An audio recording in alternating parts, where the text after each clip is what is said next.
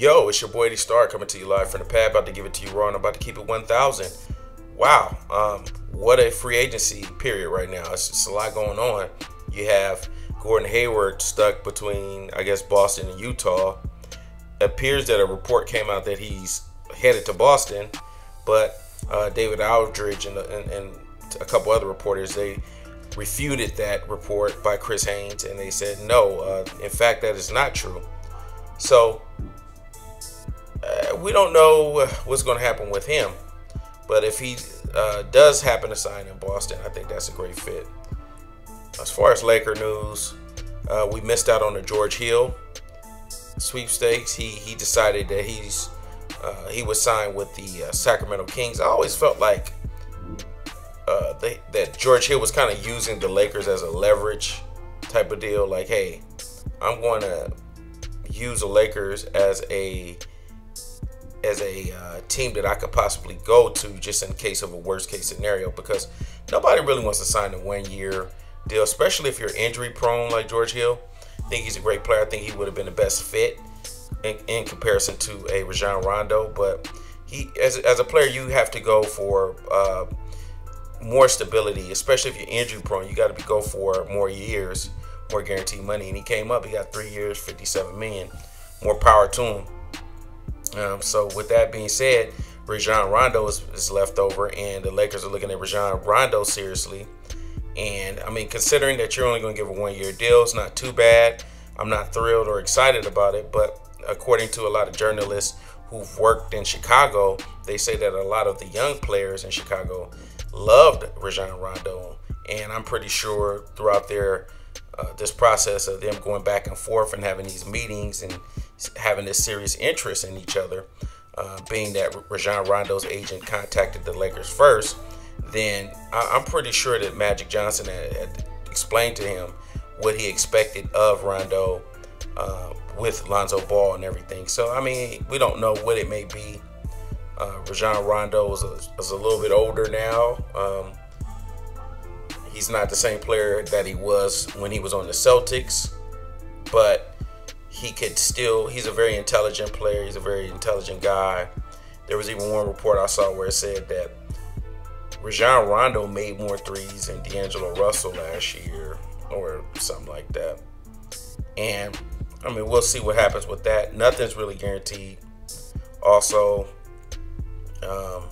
there was also a report talking about if the three-way trade with, because the Clippers are looking at Danilo Gallinari, and they want to make a three-way trade with Atlanta and Denver, which would land Paul Millsap in Denver, Gallinari in with the Clippers, and Jamal Crawford, Diamond Stone. They would go to Atlanta, plus get an extra pick. In that case, Jamal Crawford is going to ask for a buyout. He would get the buyout and would go to the Warriors, or try to get signed by the Warriors. Well, the Warriors are kind of, okay, since we have a little bit more money now that Durant decided he was going to take that pay cut, we can sign a few extra players, a little bit more help. So they're going to choose between Nick Young. There's a report that they're going to choose between Nick Young and and Jamal Crawford, because originally I believe that they were trying to get Rudy Gay, but between Nick Young and Jamal Crawford, they're going to have to make a decision. Now, I believe they want Nick Young, but Nick Young has to make a decision between Golden State Warriors and the Pelicans. I'm pretty sure the Pelicans could offer Nick Young more money. So he has to make that decision. But once Nick Young makes that decision, it's like a domino effect. If Nick Young decides that he wants to sign with the Warriors, then Jamal Crawford will be a sought-after agent by a lot of teams like the Lakers and other teams. Will he sign with the Lakers? I doubt it, but I would love if he did. I mean, he just has to switch his jersey. That's it, and he gets to stay in LA. But there was a report that said that Jamal Crawford actually was looking to ring chasing looking at something like ring chasing. It was a report that last year he was looking to chase a ring. He was thinking about it, pondering. And so, I mean, if you can't join the Warriors, why wouldn't you join the Cavaliers or another team? But then you had this Carmelo situation where he just told the New York Knicks, look, I am willing to waive my no trade clause for Houston or the Cleveland Cavaliers. If you can work a deal between those two, I'll happily waive my no trade clause.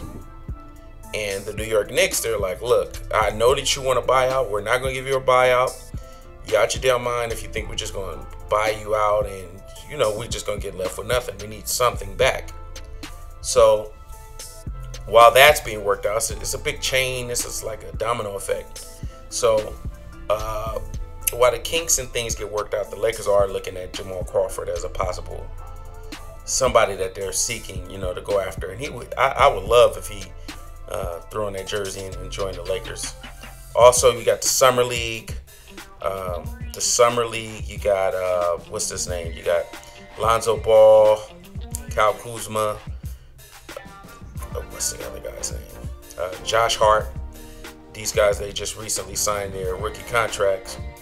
And it's going to be interesting to see Lonzo Ball play his first exhibition, I guess, preseason game and see how he deals with the pressure, because there's going to be a lot of cameras. There's going to be a lot of, there's going to be a lot of cameras and paparazzi over there. They're trying to see what this dude's made of.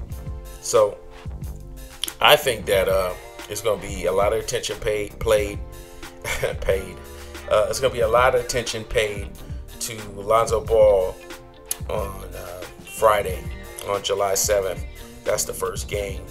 And I'm a DVR it. I probably won't be able to see it. I'll be busy in the trash truck, but I'm going to DVR it. I want to see, I want to see his temperament and how everything's going to flow. It's only the first game. You can't really base it off of a summer league game, but it would be nice to see, just to see what he's got, because I've looked at the other summer league players. That kid Jason Tatum, he can really play.